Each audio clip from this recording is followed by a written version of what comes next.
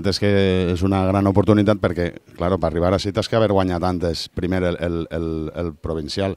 Entonces, pues, per la societat és una il·lusió increïble, sobretot per la gent jove i tot això, perquè, clar, sempre no vas a viure coses d'estes. Totes aquestes persones que han passat des de l'any 19 i abans, perquè n'hi ha tradicions que ens marquen que des d'aproximadament 1870 n'hi ha música en Picassent, que és de nosaltres d'on venim.